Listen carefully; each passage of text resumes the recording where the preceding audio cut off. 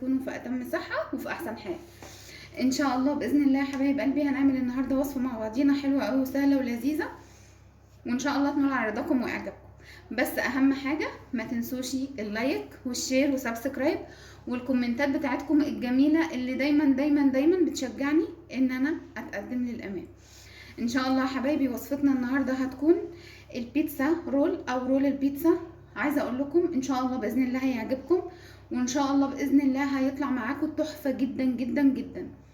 وعايزه اقول لكم كمان ان انا مش هعمل العجينه معاكم، ولكن انا هسيب المقادير بتاعتها في الديسكريبشن او في صندوق الوصف.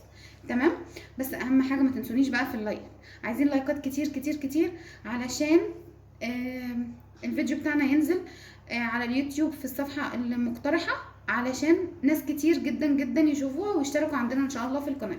يلا تعالوا معانا بقى نعمل رول البيتزا بقى. يلا نعمل مع بعضينا اسهل رول بيتزا يتعمل عندي. تمام. عندي طبعا عجينه البيتزا اللي احنا بنعملها في البيت، انا كنت عاملاها معاكم قبل كده مره واثنين وثلاثه وكتير قوي قوي. تمام. برضو اللي حابب ان انا انزل له المقادير بتاعه العجينه بتاعه البيتزا تمام مفيش مشكله. انا عندي هنا حطيت كاتشب. بصوا بقى دي اسهل حاجه تتعمل للبيتزا. اللي مش حابب بقى يتعب نفسه بقى بصوص البيتزا والحاجات دي مش مشكله. تمام. اهو نحط شويه كاتشب كده حلوين. وعندي بقى بسطرمه، انا حابه النهارده ان انا اعمل الرول بتاع البيتزا بالبسطرمه. تمام. هنقعد بس ايه نفرد العجينه كده شويه بايدينا اهو كده. عايزه اقول لكم العجينه بجد خطيره وتحفه، وان شاء الله باذن الله هسيب لكم المقادير بتاعه العجينه في صندوق الوصف او في الديسكريبشن، علشان اللي ما شافهاش قبل كده وانا بعملها يعرف المقادير بتاعتها ويجربها. هحط بقى عندي هنا البسطرمه اهي. نحط بقى البسطرمه على حسب ذوقنا احنا بقى اهو. انا حابه النهارده ان انا اعملها رول. انا عملتها معاكم قبل كده ساندوتش البيتزا كان خطير، وبجد بجد حقق مشاهدات كويسه جدا، وكمان كان عجب كل متابعيني العزاز اللي بيتابعوني. فانا النهارده بقى حابه اعمل لهم ايه، اعمل معاكم الرول البيتزا. تمام. بصوا كده سهل قوي قوي قوي. حطي بقى بيتزا، حطي على البيتزا بقى كل الحشوه اللي تعجبك. انا حابه النهارده زي ما قلت لكم ان انا اعملها بالبسطرمه. تمام. حطيت كده بسطرمه، طبعا شلت الكفر بتاعها اللي بره. هحط الخضار عندي، الخضار اللي عندي بقى ايه، احط مثلا طماطم اهي، احط بقى فلفل الوان، كل حاجه تخطر على بالنا بقى اهو. شايفين حلوه قوي قوي قوي قوي. وبجد الرول بتاع البيتزا هيعجبنا كلنا وهيعجب اولادنا، هيعجبهم بجد بجد يعني. هتبقى قطع صغيره وسهله. هنحط بقى الزيتون اهو.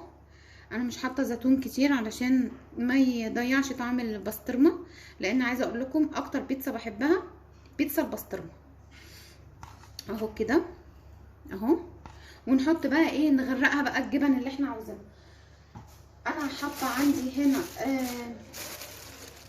جبنه اللي هي شيدر اهي، جبنه شيدر.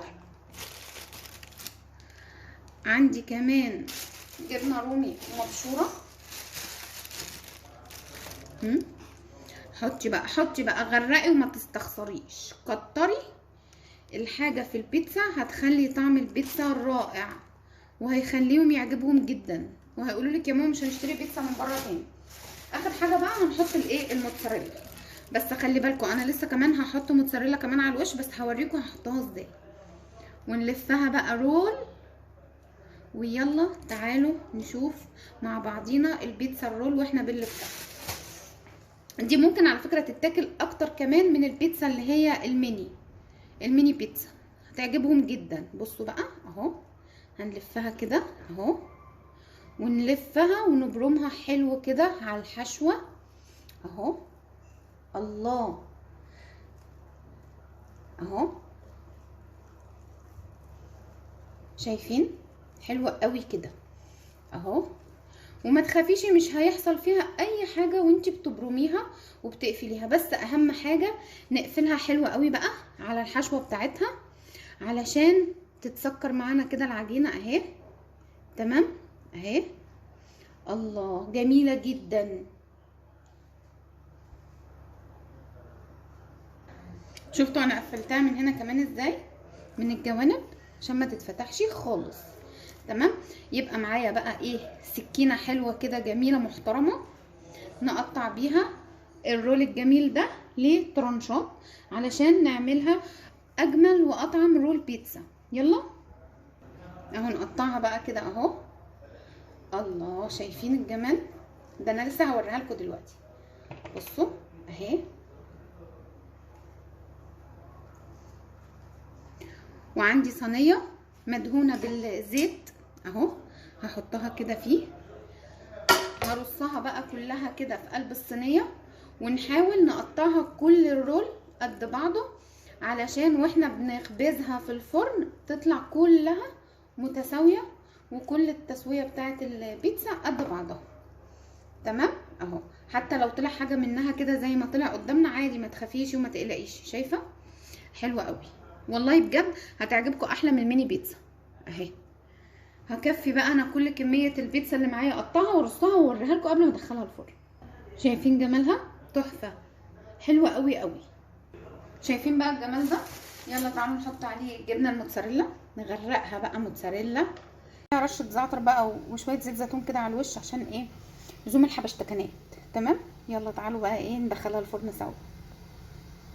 اهي في الفرن اهي، هسيبها بقى على نار عاليه جدا كده 7 دقايق 8 دقايق، وبص عليها خلصت، نطلعها سوا مع بعضينا. فين يا حبايبي الجمال ده؟ عايزه اقول لكم البيتزا خطيره. بصوا طريه قد ايه، فظيعه. شايفين مستويه ازاي من تحت، والتسويه بتاعتها بصوا طريه جدا جدا جدا جدا. بصوا بقى الجمال، مش قادره اقول لكم فظيعه. كل ما هنيجي ناكل قطمه من بره ومن جوه هتكون معايا فيها بسطرمه وفيها جبن، خطيره جدا جدا جدا. عملت كمان جنبها بيتزا الشاورما بتاعت الدجاج، خطيره. هنقدم طبعا معاها بقى ايه، صوص البنك صوص، وهنقدم معاها شيبسي كمان. عايزه اقول لكم بجد بجد يا ريت تجربوا البيتزا الرول دي، فظيعه جدا جدا. شايفين من جوه عامله ازاي، كلها في بعضها مليانه حشوه من جوه ومن بره، رائعه. اتمنى ان انتوا تجربوها وتنولوا على رضاكم واعجابكم. اوعوا تنسوني في اللايك وفي الشير وفي السبسكرايب، واللي لسه ما اشتركش يا ريت يشترك. ويلا ان شاء الله نتقابل مع بعضينا في وصفات جايه تانية كتير احلى واحلى، واللي جايه احلى ان شاء الله. باي باي.